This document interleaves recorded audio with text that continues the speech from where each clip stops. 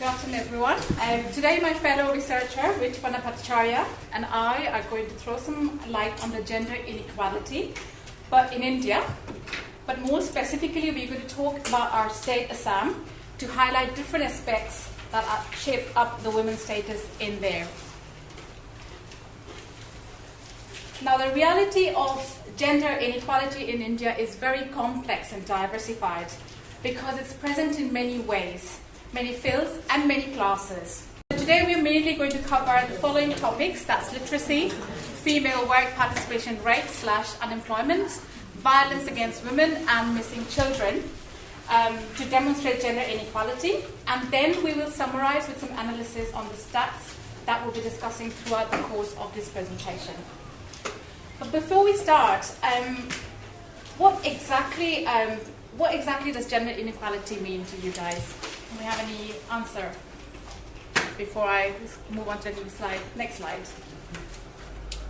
Well, the difference of opportunity between genders.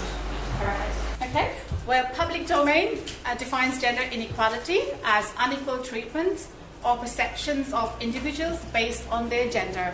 It arises from differences in socially constructed gender roles, as well as biologically through chromosomes, brain structure, and hormonal differences. Basically, what it's trying to say, it refers to the rights, responsibilities, and opportunities of women and men, and girls and boys. Equality does not mean that men and women will become the same, but it just simply means that their rights, responsibilities will not depend on whether they're born male or female. It's also probably worth noting that gender inequality is not actually just a women's issue, but should concern and fully engage men as well as women. Unfortunately, in our case, the gender inequality is more aligned towards women. Right, the northeastern region is multi-ethnic with heterogeneous culture background and is different from mainstream homogeneous culture. Due to the prevalence of tribal and indigenous culture, it's generally perceived that women of the region enjoy greater freedom than the rest of the country. This belief is rooted from because unlike northern, southern, western, and eastern part of India, the entire northeast region is almost free from social evils like dowry, sati, female feticide, and female infanticide. However, various studies reveal a totally different picture. Before I go into the horrifying sides of gender inequality, I'm going to start off with something positive, and by that I mean we will start off with literacy. Now, if you see from this slide, according to the census of India 2011, the total population of Assam is about 3.6 crores, out of which male constitutes about 1.78 crores and female approximately about 1.84 crores. Percentage-wise, female is about 52% of the total population of Assam, and male is about 48%. Despite the female percentage being higher than the males, the literacy rate is actually 67.2% for females and 78.81% for males. But if you look at the national average of literacy in India, we're not very behind. It's about 73.18 compared to the 74%. But what I'm trying to analyze here from this table, if you look at have a closer look, you'll see that the gap between the female literacy and the male literacy is about 11%. But if we look at the 2001 census, there has been a substantial improvement in the female literacy rates. So we have moved from 54.61 to 67.27, which is about 24% decade-to-decade improvement. So I guess 24% decade improvement. Okay. Yeah, you see, so yeah, if you minus it, that's 7%, but ultimately, if you divide it, I think I've done the right maths rightly. But yeah, it's about 24% decade improvement. So I guess the issue in terms of gender equality is kind of not as huge as the other areas, which we'll have a look shortly.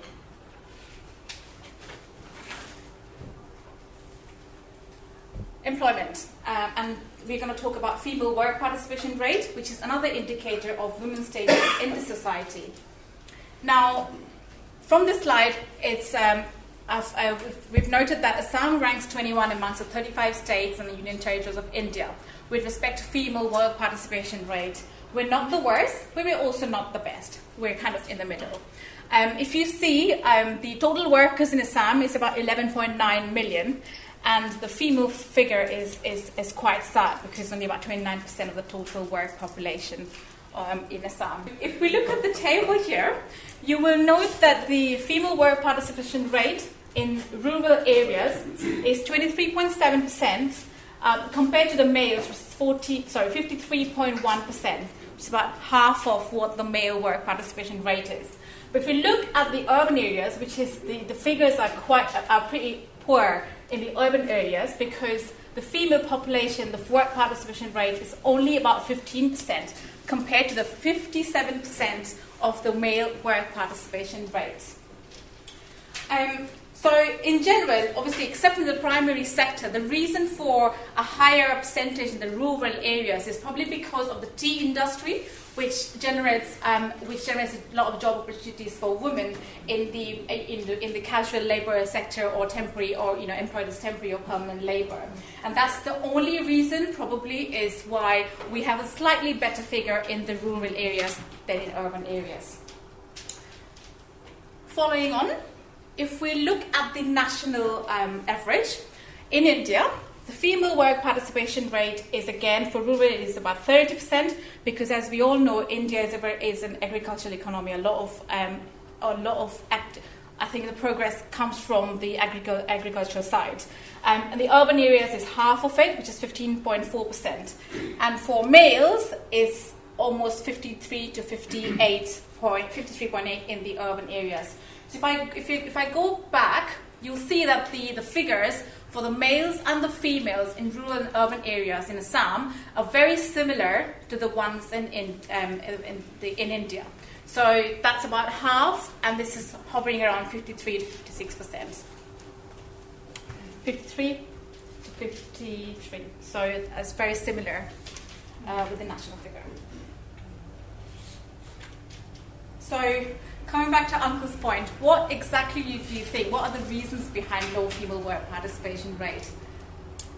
Any guesses? Opportunity, I think. So opportunity, or you would? There are several factors. Maybe the male. Maybe they don't have nothing to go. Absolutely, yeah. And maybe sometimes they don't need to work. Yeah. Absolutely, it's increasing household incomes. Yeah. Mentality of men as well is also. How can you say it's a mental decline? Because it's a male-dominated. India is a male-dominated society. Well, you say that, but in India particularly is if there's increasing household incomes, if the men is more educated than women, they automatically think women doesn't need to go out and work. I'm not saying it, but it could contribute to the low female work participation rate. And I'm not here. I think there is quite a few factors. Yeah. First, the first woman may not be employed with plus education. Mm-hmm. Second, her husband earn enough. She have children. She doesn't want to work. Yeah, that's the one. Third, there may not be appropriate opportunities to work. In Assam, they don't have so many opportunities. Either you have to be a school teacher, or college lecturers, or a lawyer. These are a few opportunities for women in Assam, unless they are laborer. So basically, they are not. In Guwahati also, they have an IT industry. We don't have it. The Indian recent regeneration of workforce in middle class is IT industry, where in Assam we don't have any.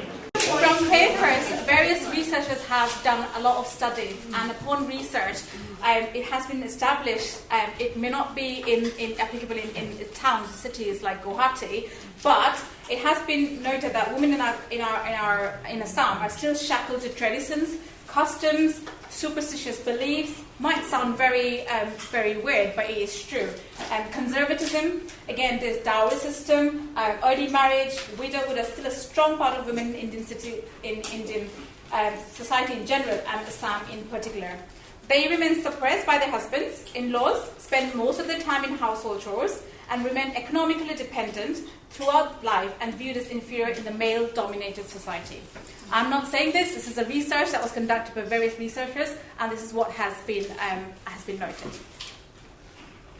Some of the other reasons, as you said, increasing household incomes, then husband education, and I guess it all depends on the attitude of males and females. That has resulted in low female work participation rates. Now, the next form of gender inequality is violence against women. Take a moment to look at the slides, because this slide contains quite a lot of horrifying figures.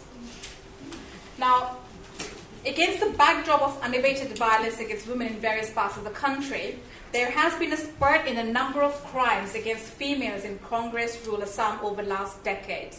According to official records, heinous crimes like rape, as well as social evils such as dowry and witch hunting, had claimed the lives of as many as 1,589 women in the state during 2005 to 2014. Bear in mind, these figures are just the registered cases. There are probably hundreds and thousands of cases that have not been registered and are not published. So in 2014, Assam recorded the highest rate of crime in the country. When I first saw this, I was absolutely shocked because I wasn't aware that we topped the list in the country. In 2013, it was number 2, but we've done pretty well to come up to number 1 last year. So I had, and then obviously if you look at rape figures, a total of 70 women died due to rape. Dowry related, I was very proud that Northeast is the only region in the country that don't have the problems of dowry. I was wrong. We've got about 1,388 registered cases of dowry related deaths. Are they all asking? They're not asking. I'm talking about Assam. I'm not here to debate about Assamese. It's Assam. It's Assam in general. I can tell you there have been Assamese. Yeah, there has been Assamese. Okay, go ahead.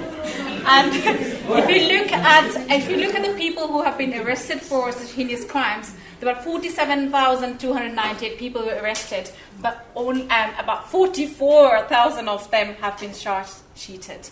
And again, as always, this in Assam is no exception. But court cases are hundreds of court cases are pending and in trial. Okay. Take a look at this slide as well. It's just basically showing the type of cases that were registered. It's very important to state that it's registered cases. From 2009 to 2014, we've just had an increase in the number of cases against women, violence against women.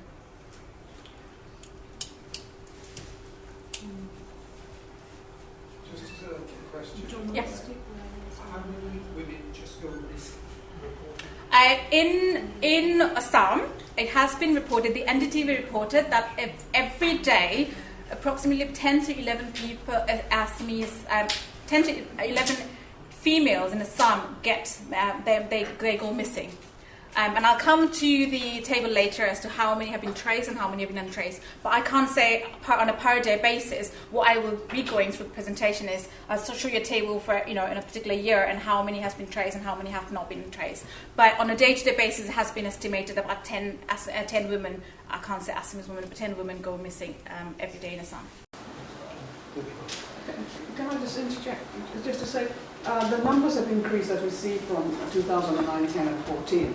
Is it partly just reflecting the fact that people are more aware and they are able to report more? Yeah. Yeah. It does. Yeah, definitely. Yeah. Thing that I have to ask, because you have ranked something a second or something, right? Violence against a woman. But there is a, if you consider population Assam and consider UP and Haryana or that side, they have a larger population. Is because those people do not give any complaint to police? That's a reason. Because if could be. Because even Southern India doesn't show Assamese stories. Only there's UP, Bihar, not UP, Bihar, UP, Haryana, and those stories are more. Probably 10 times worse, as you rightly pointed out, but then they're so suppressed, they don't come out. People don't talk about it. Yeah. And I guess in Assam, things are a little different. There are reasons for non-reporting also. There are various reasons for non-reporting. And We'll come back to that. witch killing is quite a big, is happening. Yeah, So I yeah, read yeah. lots of Yeah. Okay. Missing children. So another major issue is of missing children, especially minor girls and women. A large number of cases are reported for inducing minor girls, especially under 18 years, into trafficking for sexual exploitation. So if you look at this, you'll see a child goes missing every 30 seconds, and then children, especially females, young girls and women are usually kidnapped and lured by false promises of better lives. We'll come into that a bit later to discuss a bit more in details. And that's what I was referring to. That's the stats for the 2011-2012. Number of female child, if you look at it, in this period, it was 1,071, and female adults were 1,243. Again, these are just stats, registered cases that went missing. And that's a total figure of 1,565 and 1,930 for males. For totals, adults. And if you look at the traced, and then these are the untraced figures.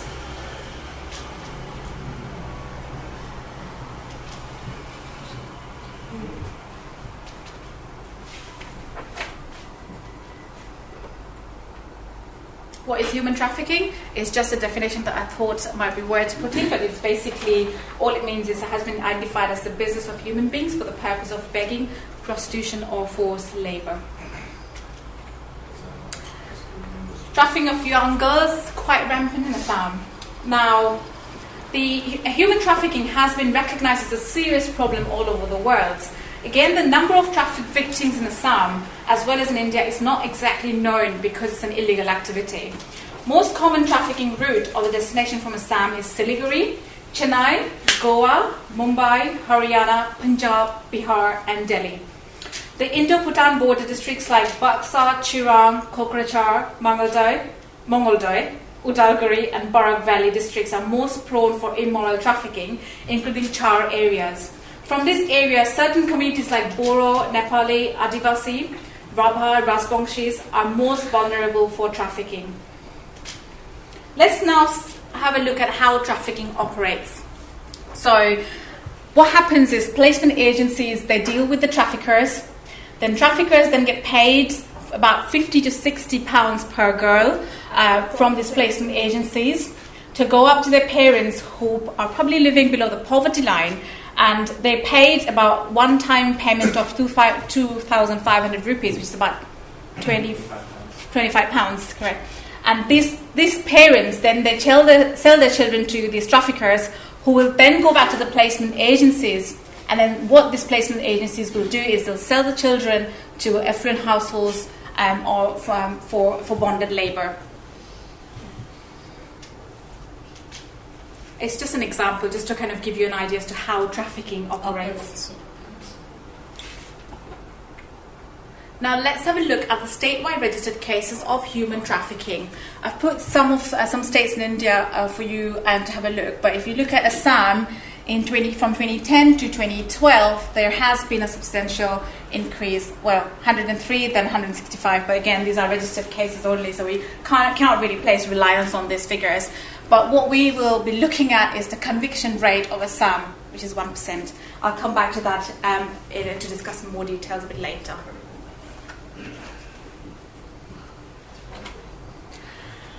Right, now that I've done enough talking, I want you guys to tell me, what are the reasons behind human trafficking? Economic. I guess part of it is I'd be interested to see what the stats are actually, because I don't think these are not considered the states in terms of male-female ratio of population. So places like Punjab, Haryana have a huge deficit of girls versus boys for various reasons, some of which you've already touched upon. And therefore, male desires need to be serviced, and therefore they need to find women from other places to and people look down. People in the rest of India look down upon northeastern girls and think they're easy for trafficking, etc. Yeah, and also poverty. Poverty, the not Economic reasons. Yeah, no, absolutely. So I think poverty, then there's others like allure of jobs in big cities. Natural calamities is also another reason for for such high figures of human trafficking in the northeastern part of India. Really, it's because some of it's like unbridled capitalism, the worst excesses of capitalism. Could there be something here about the authorities turning a blind eye to it as well? Yes, definitely. Again, that's something that we will come to the later slides to say how we've got so much in place, but really are they actually working? Because there's so many loopholes in the system, and which is why, because of the improper functioning of the system, a lot of these cases cannot be prevented, and that's the reason we have such high numbers. But we'll come to that again a bit later. So despite 65 years of independence, the benefits of economic development have not been able to trickle down to the larger sections of the society, and as a result, millions of people still live below the poverty line. According to the Planning Commission report in 2012, the incidence of poverty has increased in the northeastern states of the country, especially in Assam, Meghalaya, Manipur, Mizoram and Nagaland during the last 5 years. Moreover, poverty and illiteracy are higher among the scheduled castes, scheduled tribes and other backward classes. Therefore, these areas concentrated with these people are highly vulnerable to human trafficking. And because of poverty, the traffickers often visit the parents of the children and convince them of higher income with a job in economically advanced areas like Delhi, Mumbai, Hyderabad, Bangalore, etc. Now, what we are going to look at is the worrying conviction rates of these cases. The researchers found out the top 5 states for areas conviction rates between 2010 to 2012 was Uttar Pradesh. So they had 615 cases of heinous crimes, and 448 were actually convicted, and that brings the percentage to 73.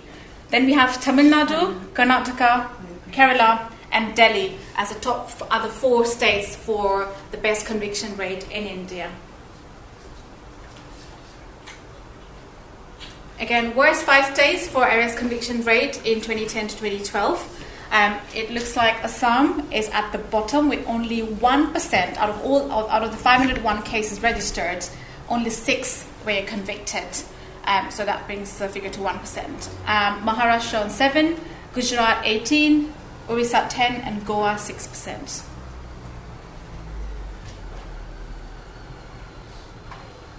Steps taken by the Assam government so far. So to combat human trafficking, anti-human trafficking cell has been created at the police headquarters. They have also set up child welfare communities, provided training on human trafficking to police officers, and optimum vigilance in railway stations and bus stops have been evidence which are prone to the movement of human trafficking. Recommendations, again, some researchers recommend the following to combat human trafficking. So several short-term and long-term measures are needed to be taken up at all levels. First of all, it's very important for us to create awareness amongst people, public, about human trafficking. Here, print and television media can go and play a very effective role in combating human trafficking. Local NGOs may arrange meetings on gender sensitization and programs on women trafficking at soft target areas of the traffickers. We can also encourage the traffic victims to come out and motivate them to speak and talk to us about their stories, because that has proved to be a very useful measure to prevent such type of social evils. Poverty alleviation measures, again, one of the biggest reasons for human trafficking. There's a lot of measures in place. I'm not sure if they're all working, but that can go a long way in combating human trafficking. Then it has been suggested that coordination between law enforcement agencies and NGOs is also very much required. And there is an urgency to have greater coordination between different states in India, as trafficking has a long trail from the source point to the destination, with several transit points in between.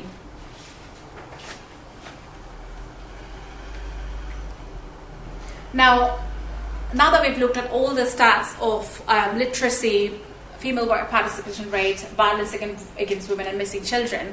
I'm going to summarize by talking first about literacy. As I've said in my first few slides, that we have evidence of 24% decade-on-decade improvement for females.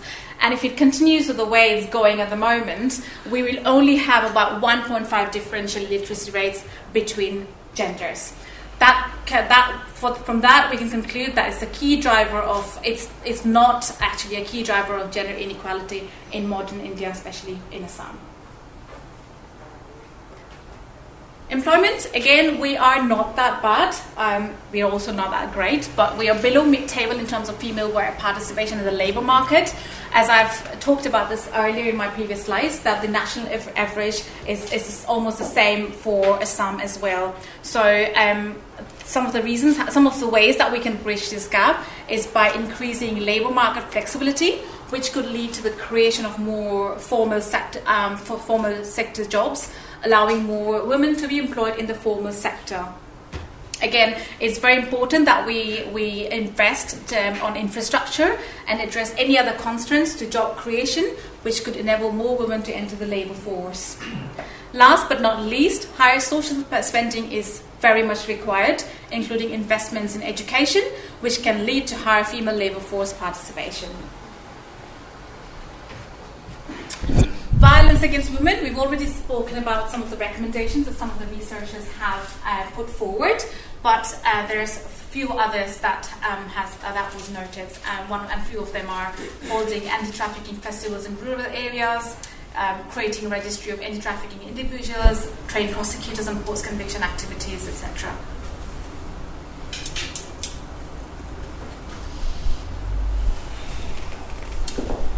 Now, in conclusion, the figure here actually summarizes the legal framework's key strengths and challenges. The key strengths of our legal framework is we've got sufficient legal basis to prosecute traffickers and compensate the victims. And we've also got new government programs being introduced from time to time to address the issues of the legal framework. Unfortunately, the weaknesses are a lot more than our strengths, and some of the weaknesses are poor law enforcement. Like because of high levels of corruption and trafficking being a low priority, a lot of the issues get unnoticed and neglected. Then obviously we have corrupt judges and rehabilitation services, like the shelters for victims are under resourced, and there are some of the reasons why I think the gender inequality problem still exists. And unless we get this scaling equilibrium, I guess elements of inequality will always remain. And lastly, I think I would like to finish off by quoting what former Prime Minister Dr. Manmohan Singh once said: "No nation, no society, no community can hold its head high and claim to be a part of the civilized world if it condones the practice of discriminating against one half of the humanity represented by women." Thank you. Floor is open for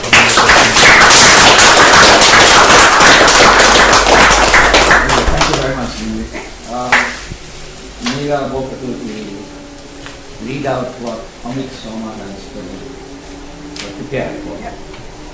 In the absence of Dr. Sharma, who's been held up due to a house move all of a sudden today, I would just read out what he has written. The voice is mine, the thoughts and the words are his. Okay.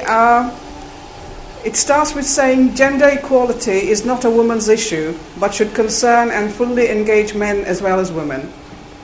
Equality between women and men is seen both as a human rights issue and as a precondition for and indicator of sustainable people-centered development.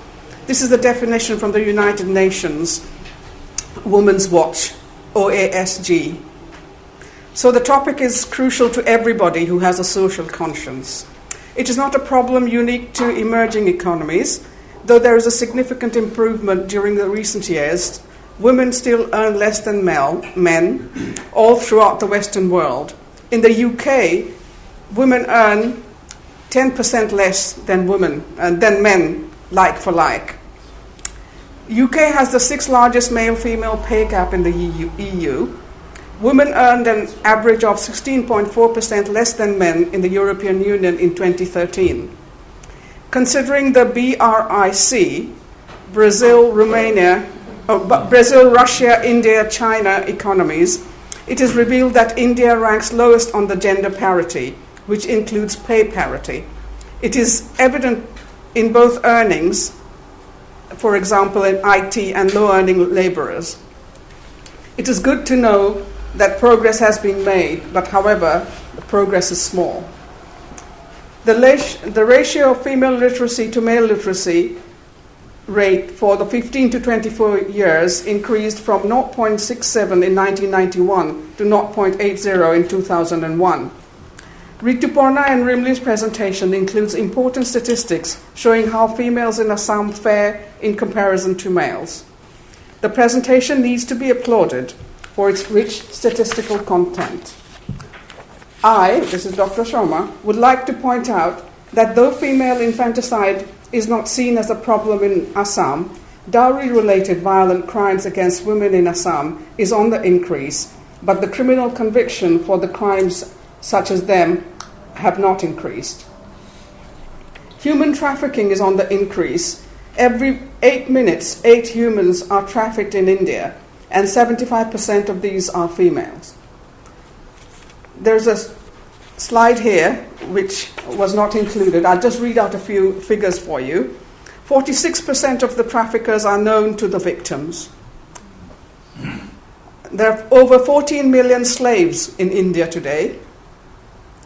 The average age of a child who's taken into slavery is 12 years.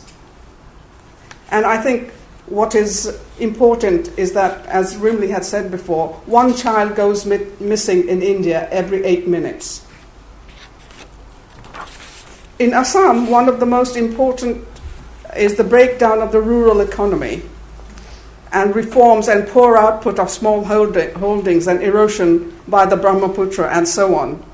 This has led to migration of the rural population to cities, where there is no social structure to protect these new city entrants from the traffickers. Economic plight and being less streetwise makes them more vulnerable. Corrupt police and law enforcing agents fail to protect the vulnerable population.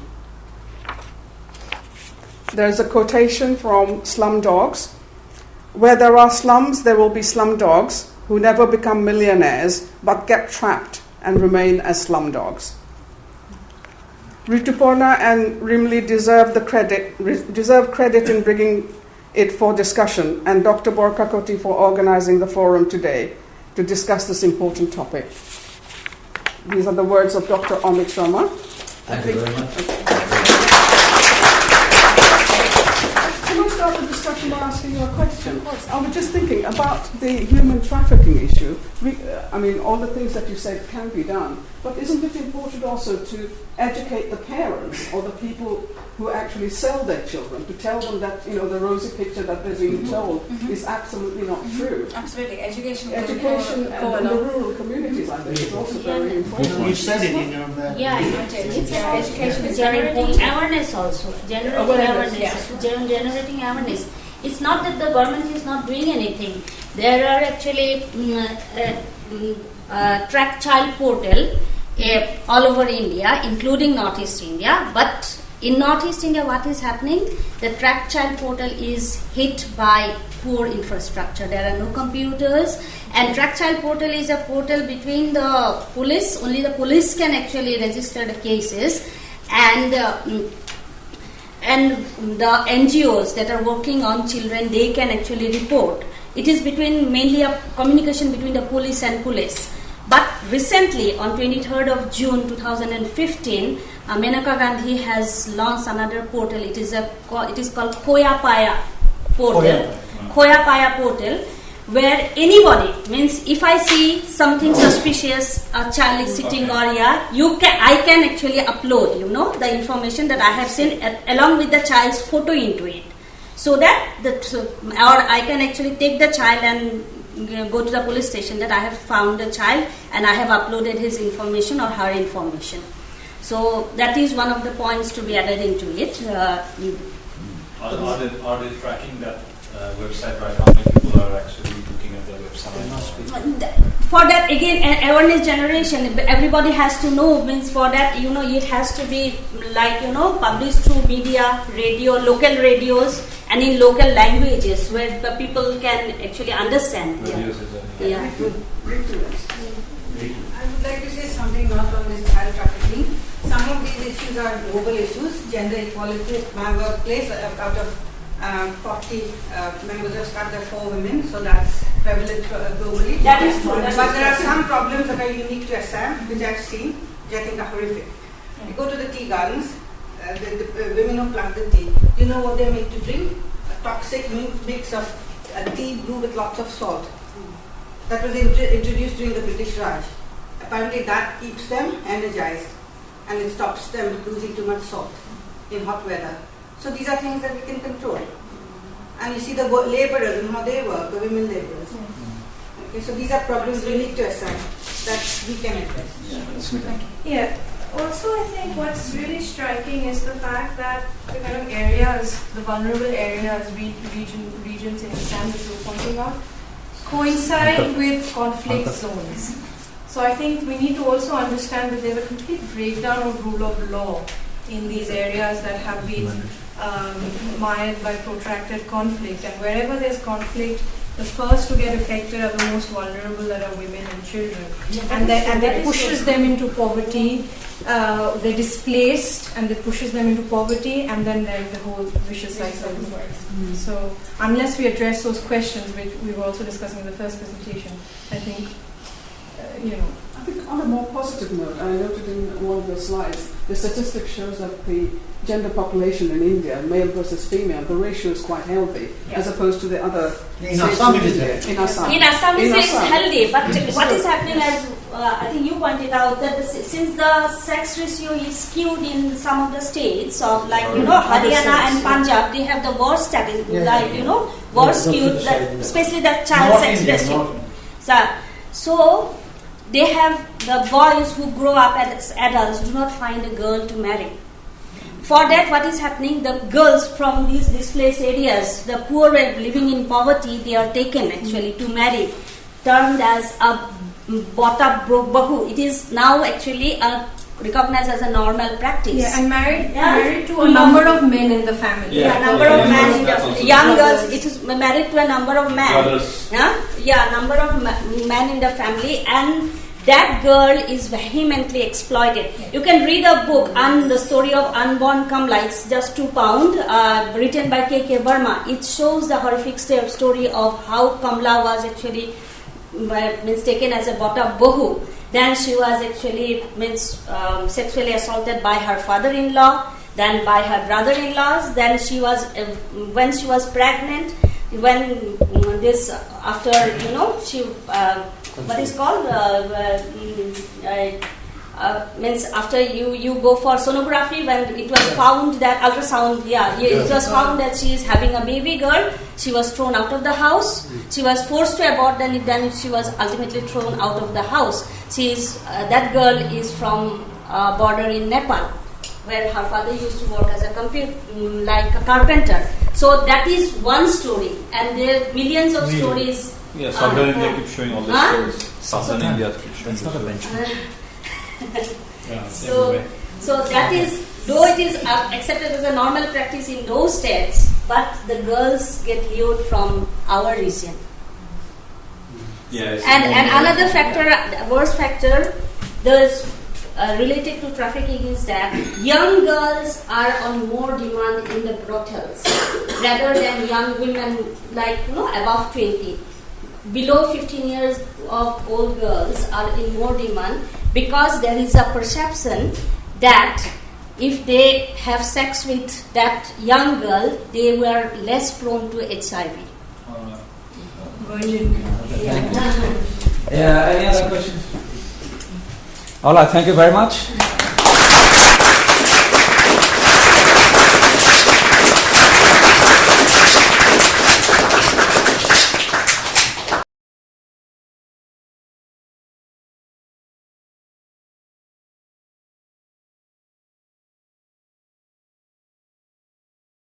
Start on this new topic relates to poor governance and corruption in Assam. I'll just give a brief introduction, and then each panel members will speak on one aspect of this topic. This bit I have taken from African Commission that was done by Blair.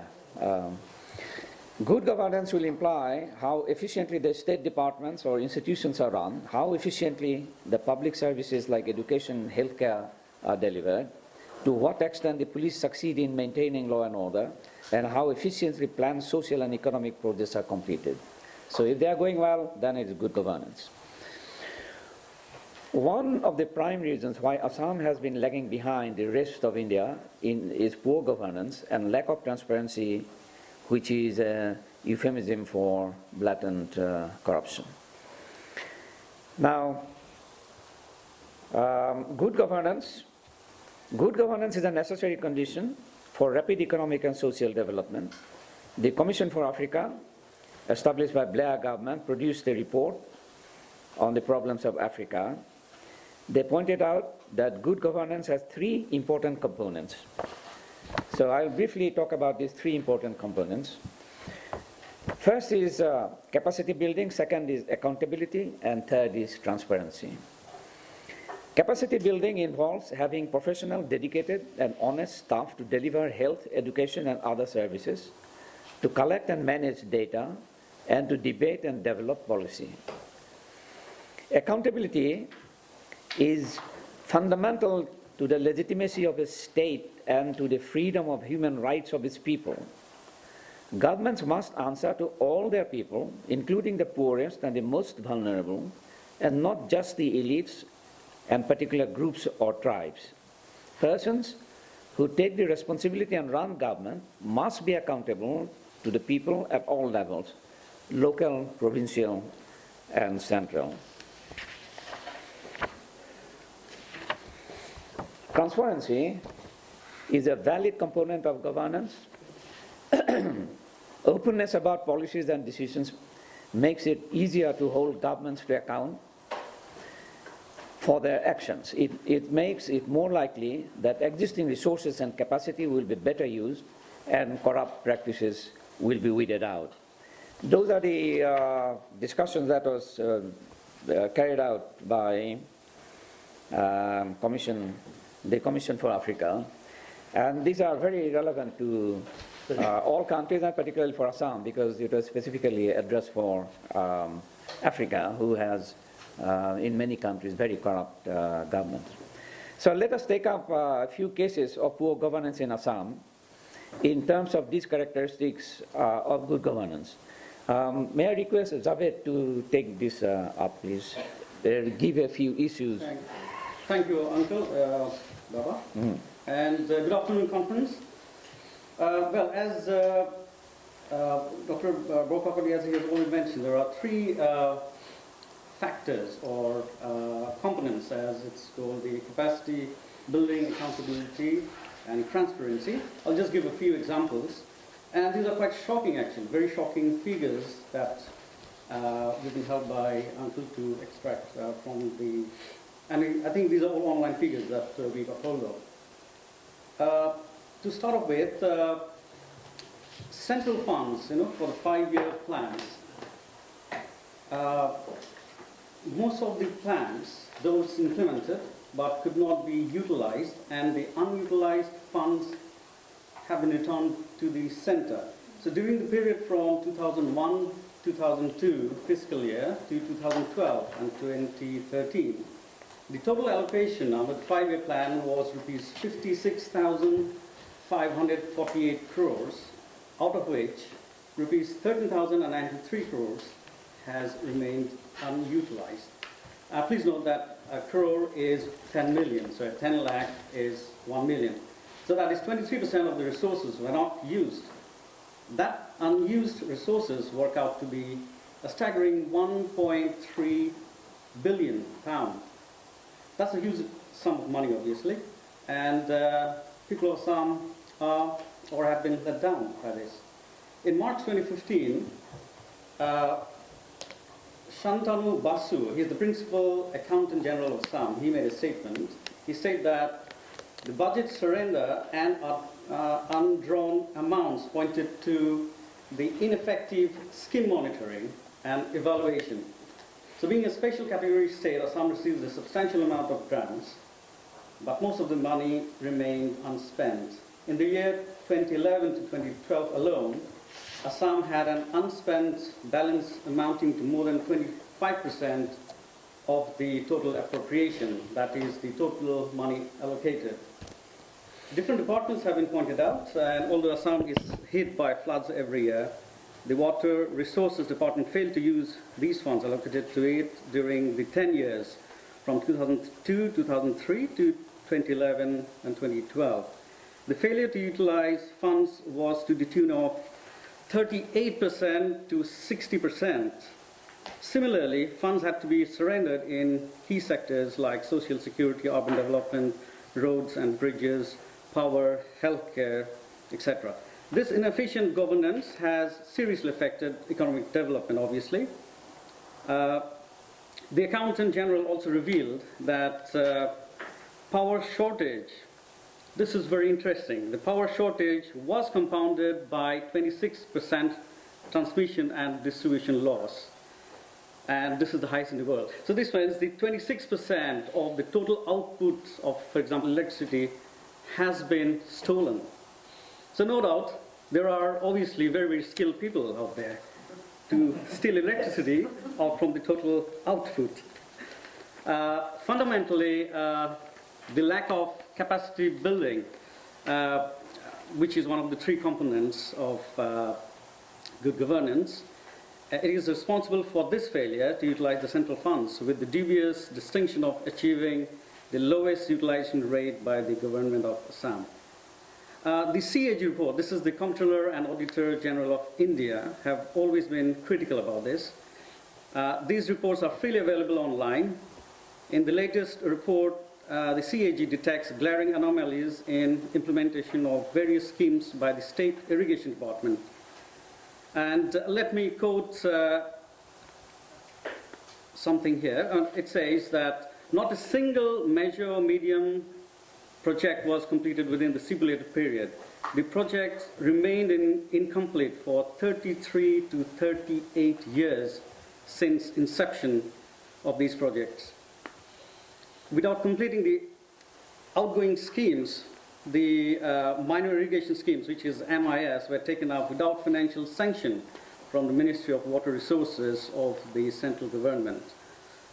Another example, in April 2015, the CAG had slammed the Assam government for failing to submit 20,000, can you believe it's 20,000 utilization certificates pending from 58 different departments that amounted to 12,000 crores. And mind you, this is just between the fiscal years of 2001 to 2013 and 14. So 12,000 crores are unaccountable for, and there is no paperwork of how the funds were utilized. Furthermore, inability to deliver completion of projects is related to corruption too, just to mention. This has been illustrated by the incompetent delivery of the NREGA program, which is the National Rural Employment Guarantee Act. The NREGA is meant for the poorest of the poor. Rural beneficiaries get 100 rupees a day, and employment is guaranteed for 100 days. Unfortunately, Assam failed to ensure the 100 days of rural employment. Out of the 30 lakh of job card holders, only 28% found jobs in 2009 and 10. Because of the lack of transparency on the part of the state government, the NREGA officials have made the NREGA a major source of corruption. Many of the government officials got job cards, but the money meant for the poorest of the poor hasn't actually gone to them. It has gone to the well-off people. Dear friends, I think it is important that we talk about this, we highlight this, we put a voice out. And people should be aware that though we live so many miles away, we are still concerned about what is going on in Assam. And either these people who are running our state, either people change or we change people. I think that should come from the heart of every Assamese who has the right to vote, to bring about a difference, and put Assam in the able hands who are efficient, who are effective enough to put Assam back on the track of economic development. Thank you. Okay, thank you very much. Now, I request Upababula to discuss large-scale corruption in Assam. Thank you. Large-scale corruption, if one reads CAG report in Assam, one's eyes are filled with tears. CAG finds serious financial irregularities, including funds being released in excess of budget provisions. Government of Assam regularly fail to submit completion certificates. There has been scam after scam running into thousands of crores of rupees, but nobody seems to get caught or punished. And eventually, tragically, everything gets dumped into dustbin of history and criminals live happy ever after. Most serious type of corruption arises from unholy nexus of politicians, bureaucrats and businessmen. The national funds meant for development and poverty alleviation has been regularly, methodically, violently rooted by greedy, unprotected thugs. One common modus operandi is false LOC. As in alleged scam involved supply to the hospitals and veterinary equipments, and also in scam involving salary of fictitious or ghost employee, as alleged in the cases of Assam Police Battalion based at Kahilipara. There are allegations ghost school teachers. There are also allegations. There is also allegedly ghost pensioners in Guwahati Medical College, and many such cases. There is widespread corruption in PDPS system. There is diversion of 25% of PDP commodities. Corrupt officials literally take the money meant for poorest of the society. The widespread cancer of corruption has to be taken out of body politics. We have to demolish kleptocracy when the structure of democracy, within the firm determination and strong leadership, this could be done. As for example, in Bihar, the Nitish administration, the chief minister of Bihar, his name is Nitish, is convicted 38,000 people, including dozens of politicians, for violation of Arms Act. Please, peace and confidence return to Bihar. New businesses begin to appear. Bihar now enjoy about 11% of growth rate. Sadly, this has gone down recently. In Assam, we must begin this process of fast-track conviction and imprisonment. And we are hoping that present Modi government will start a process like this. Here I'd like to also share with you some information. There is a called Transparency International Corruption Perception Index. 178 countries in the world. This organization does every year corruption index of each of these countries. Out of 178 countries, can you guess which is the top country? No. Top countries are Scandinavian countries, Denmark. No, the worst countries are the worst corrupted. Can you guess the worst country? No, Sudan. Right. Can you guess where we are between 178? India? Top three. No. 78. Mind you, this is last year's. This year, if they do, when they'll do it, I'll tell you that India has moved up a bit over last. No, last 18 months, India. How do they collect that? It is a transparent international. No. No. There are many criteria how they decide this thing. See, corruption index, perception, how many corruption cases, how much people have got the values of their money for they spend, and depending upon the facilities available to the people. This is a international organization who does corruption. You'll be surprised. The best country around which you live. Do you know who is the best country around where you live? Bhutan. The least corrupt country. Bhutan is the least corrupt country. And the same way, it also said the places where there is proper governance and corruption is least there. Like in Denmark. Denmark, they have a political system where it is the political funds are given by the government, for the state. They don't have to have their own personal. So what happened is you don't owe any alliance to anybody. Even in England, there is lots of corruption in this respect. Where is UK in the list? About 15 or 16. Not bad, right? A little better, but not the best. Even France, 28. America, about 18, 19. You know, you would have thought they would be even better. They're not. Okay, I'll leave it here now. But I must say that if the governance is the issue, no wonder a state like Assam, we have poor governance, poor corruption, high corruption. That's why we are also one of the poorest. But it reflects. it's not related to the population also, because the country was saying... No. Nothing. This is done very scientifically. This all. But corruption is directly focused on population. Not necessarily. Not necessarily. It depends upon how it's individually affected. Corruption is detected here. When you say top countries, Scandinavia, they are very less population. It's very easy to manage things. No, that's a different perception. Easy to manage things. Like, say, America is a big country, but although they're corrupt, they're not as corrupt. The big country. They are more civilized country than other countries. No, that's what I said. Governance, meaning in this country, if you are corrupt, nothing to matter. Population does matter. Education. Even educated people are corrupted.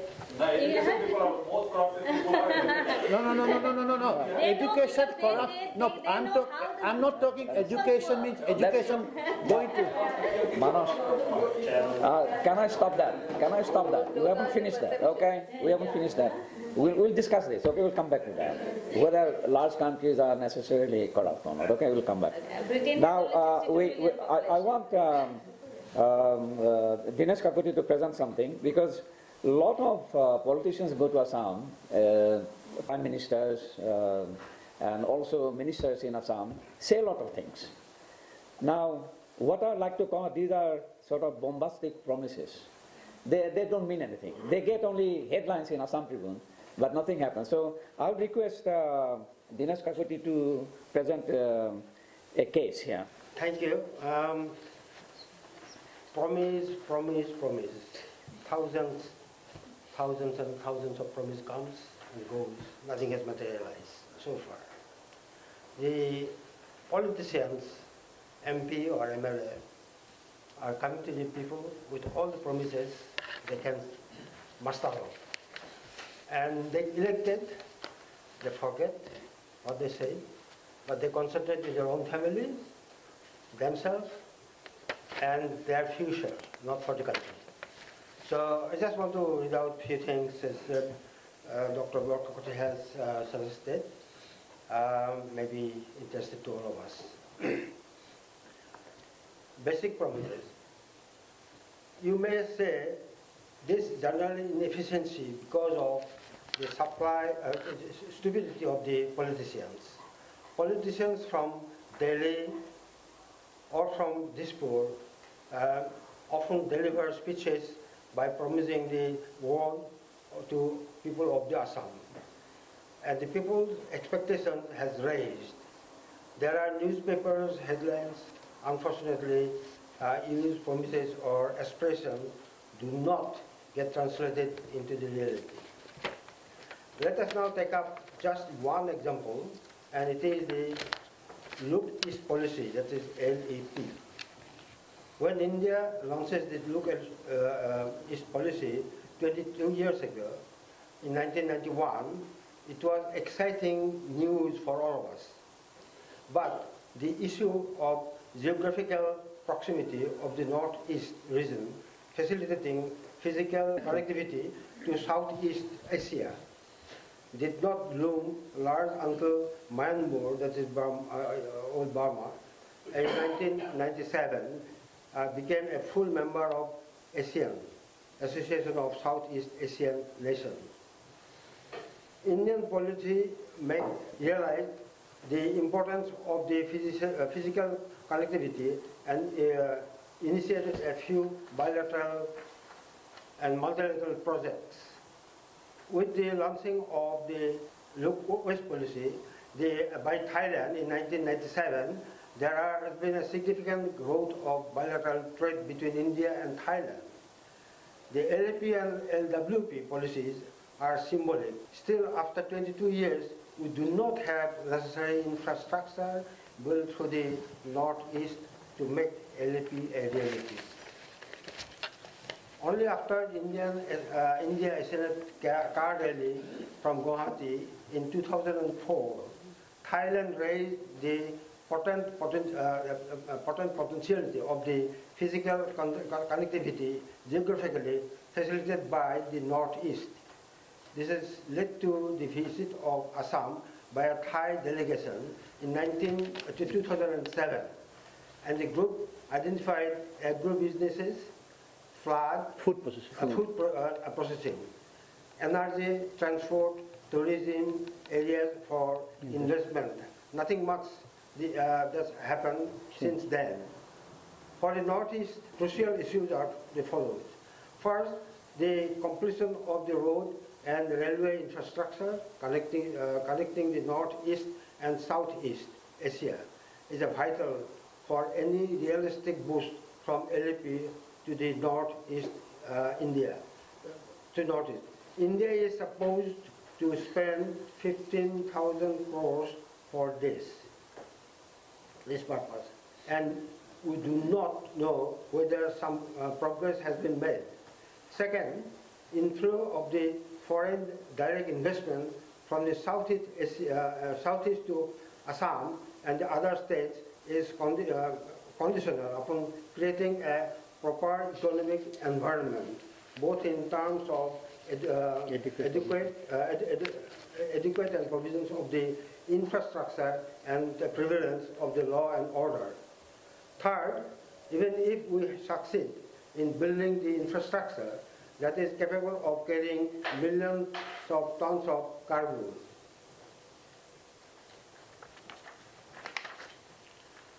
Assam and the Northeast state must have a production unit to produce quality goods that could be exported when that opportunity finally arrives. We do not have a major world-class manufacturing industry in Northeast. In the absence of this, economic benefit from LAP remains mainly an aspiration, a dream inspired by Prime Minister's speech when he visited Assam. And the politicians, like parrots, keep repeating this as a great strategy to galvanize the Northeast region. As a sort of what we have presented, the conclusions are that we see now that the good governance requires sincerity, logical thinking, advanced planning, well thought out projects, and a strong political will to pursue a policy with the necessary allocation of resources. When inefficiency becomes institutionalized, we have a serious problem to break that mold. This can be done only by a determined leader like Modi, and the people of Assam must take advantage of this historical opportunity.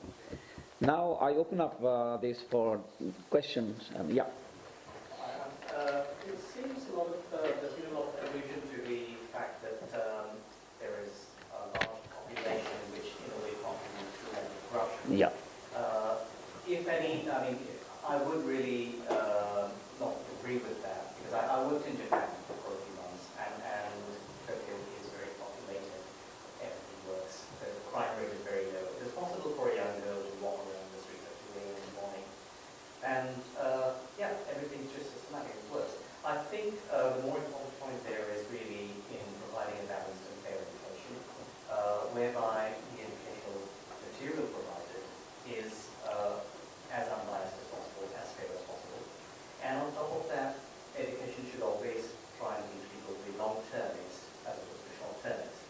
if I were a corrupt politician and I, let's say, spend a lot of money and build up my house, I still may need to drive my car over roads with potholes.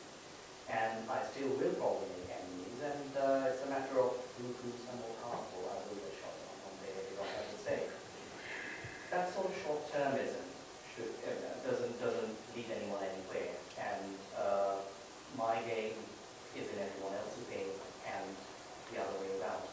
So I think long-termist values should really be invited in the education system. I think our education systems out there in Northeast Asia have massively failed to do better in that regard. Answer to this question that has been raised about a large country being more corrupt. Yeah, it is true that India and China, we have corruption there. Both are very large countries, more than 1.3 billion people. But India is not administered from Delhi. You remember that. Assam is administered in Assam by the Assam's government. The police is a state business, okay? So if you're talking about law and order, you are running a country of 32 million people, not 1.3 billion people. Okay, Nagaland has smaller even number. Mizoram has smaller number. So that argument doesn't hold. I mean, it's like Assam is a country of 32 million, if you like, and we are trying to manage that. So we should be efficient and trying to do that. The corruption doesn't come because it's a large country. Corruption comes within that. So I particularly don't feel like subscribing to this particular theory that bigger the country. The other contribution to corruption comes from poverty. Okay? As we can see, most of the corrupt countries are poor. Sudan or a lot of African countries. When the country is poor, there is a tendency, maybe there are sociological reasons for that, to get rich quickly, or when people have fundamentally become dishonest. When we got independence, there were no political corruption at all. You know, in terms of, I shouldn't say political corruption. You said poverty is the main reason for corruption. So Ritukuna, can I make one statement, sir? Yeah, one point here. Those are points which comes after this basic premise that every person of a country needs to be selfless, not selfish. Yes, right? That's the basic. That is what is missing as a community. Yeah. Whether we have a port, we don't have a port, whether we are connected or geographically landlocked, comes later. But we have a lot of selfish politicians or people in power who are concerned more about themselves than others, and people who do care about others are not in the state anymore. Why do you blame the politicians? People who live in it also. Exactly. So I was just telling Rick. It is no good saying that. If I give bribe, I'm also responsible. So I can't say much thing because I'm not in Assam now. We're not doing anything. Yeah. But I'm just discussing. Yeah. There's a discussion going on. That's what I'm saying. People who live in the forest. Sometimes nowadays people trying to blame Modi now. Is that Modi is going to do everything for you, or your research is going to do? You have 14 MPs. What they are doing? We have MPs who has got a ministership. What they are doing? We won in 1985. We only few votes were not everyone voted, but we had from education we had a party and we didn't do anything. Yeah. I just want to make that point about we see corruption as a binary kind of thing. It's corrupt or it's not corrupt. Very often corruption is like an extent, so you have different extents. In this pen I'm writing with, I've taken it from the office, I'm using it for private use. Technically, I'm corrupt. Okay, so what it is, it's that kind of. But I think for me, it's a psychological issue as well, because I've lived in societies where people just say that's just the way it is, you accept it, baksheesh. Yes. There's even terminology for it. The danger is when you psychologically accept it, and that's the big mind shift that needs to happen. Because everybody in this room, we know that corruption is bad. There's people who think it's just the way the world works. Because you go for party, danger comes. If you go and party in in India or Guwahati, and somebody is asking money, they're asking 10 rupees, ticket, and say, 5 rupees, take it. And you sort it out, okay, it's just easy. That's just the way it is. That's the way it is, yes, right. So for me, that's the big battle. India has often been forecast to have a great future and perhaps better than China. The IMF said this a long time ago. I've heard that more recently as well. And two big things that are often cited, the free press and the free legal system. Have those two things failed particularly in Assam? Or Is there a free press and so on, not exposing corruption and so on? Yeah, I think the press in Assam has failed because the newspapers are dependent on government advertisements. So if you go against the government, then they don't get it there. So that is one reason. The other reason is that if there are journalists investigating into certain corruption matters, there are several cases like that. Now, some of these things are being done. Okay. Now, perhaps I can, in the matter of corruption, I think I can say something. You know that during the Saikia's chief ministership, Saikia government, there was this case about Public Service Commission. The chairman of the Public Service Commission was taking money and giving jobs, okay, and he was caught red-handed because against the application there is a piece of paper noted 2 lakhs received and pinned, yeah, and he was caught red-handed.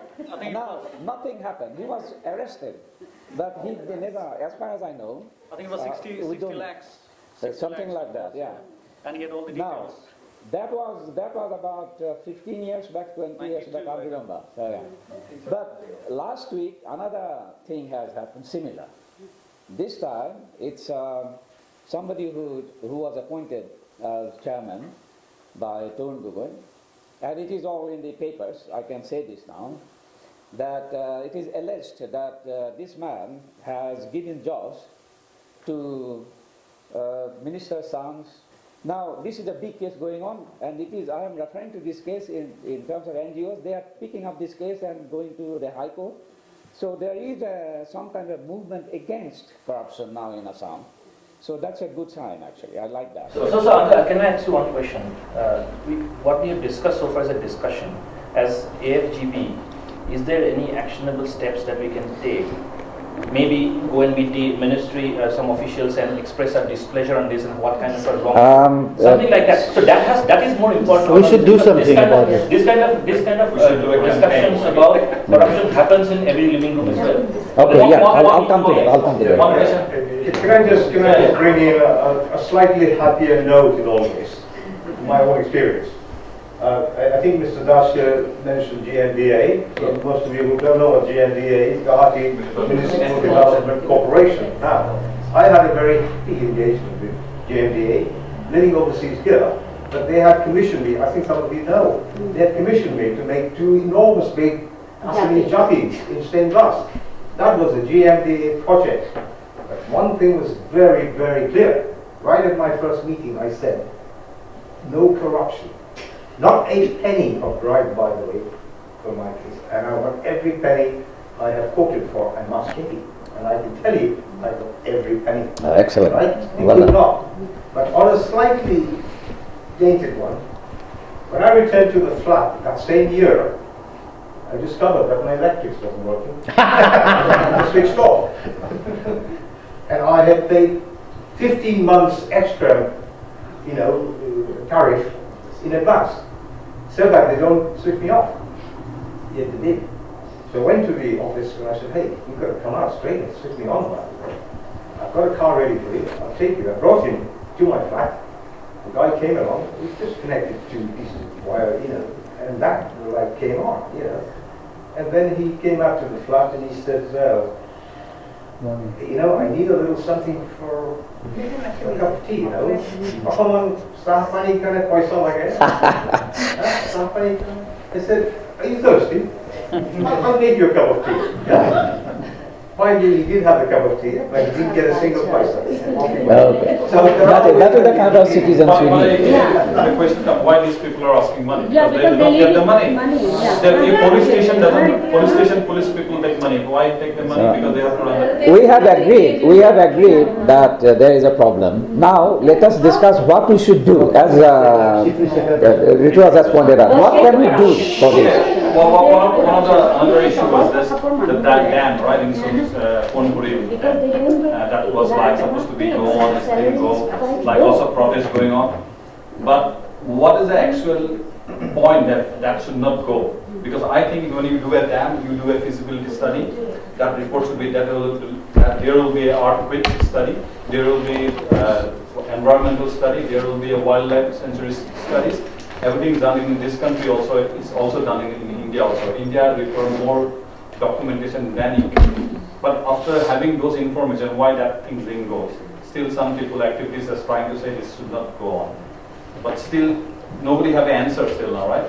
So why is that kind of things? Like, well, that's nothing to do with corruption. That has to do with. Actually, what's happening now in India now, central government and a big offices corruption has definitely come down. It's not from me. Yeah, it's from corruption has gone down in central government. Yeah. It is coming from one of the American administrators.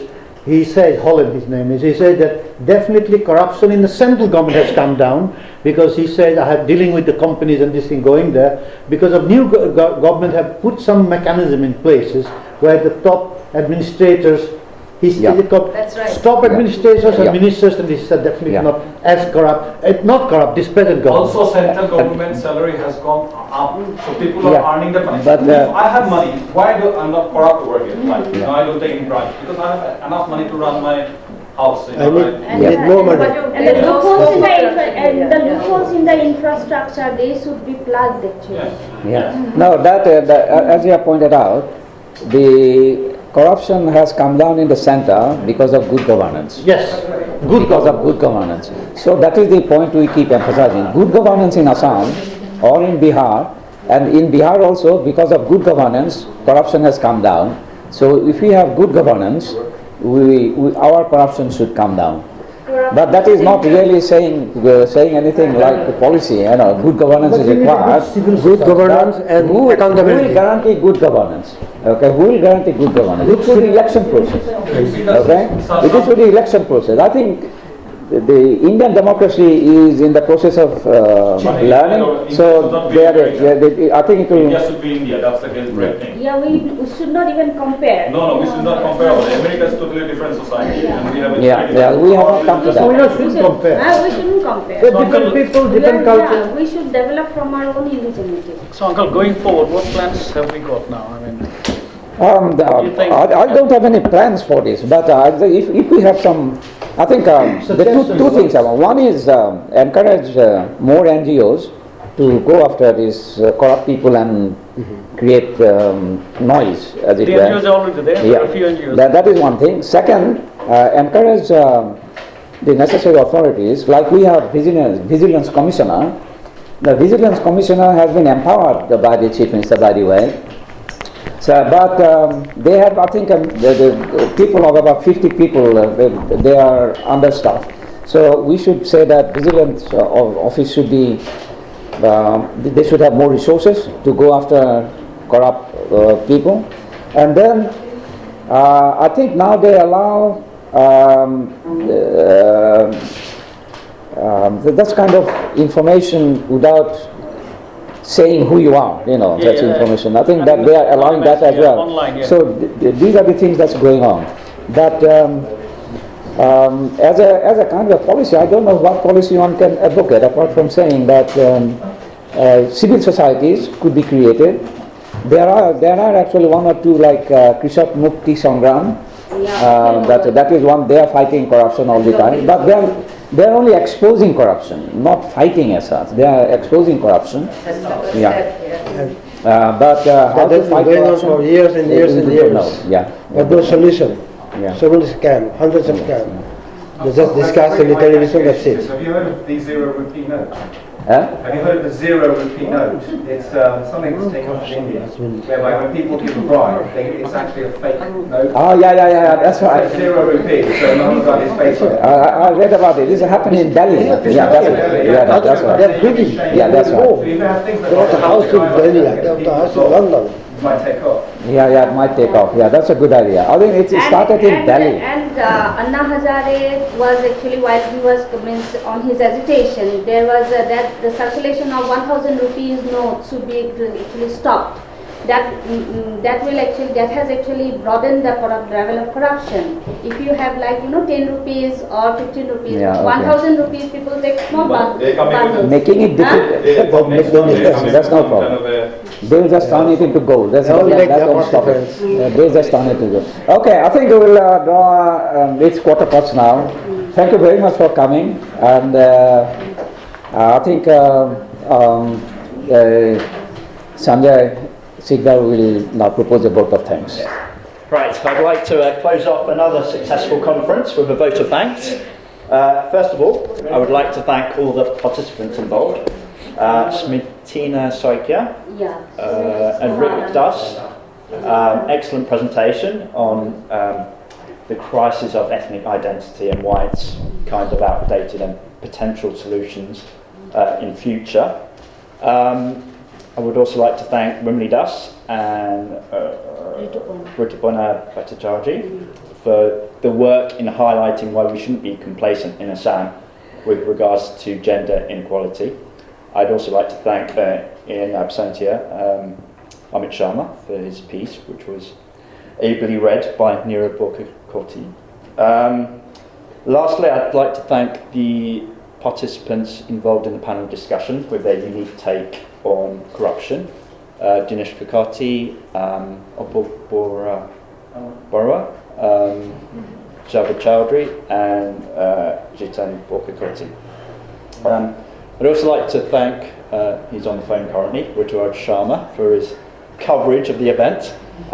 Hopefully what we say and do here will gain a bit of traction, not only here, but in Assam as well. And finally, well, before the final thanks, I'd like to thank the audience members. I see lots of old faces and new faces, which have added to the robust level of debate that we've seen here. And finally, I'd like to thank the unsung hero of the conference, Jitan Borkakoti, for his tireless work over the years. He started the AFGB, I was there 4 years ago, 2012, and his tireless work not only here but in Delhi and in Assam in raising the profile of what the AFGB does has to be recognised. So thank you for that. So thank you. Thank you very much.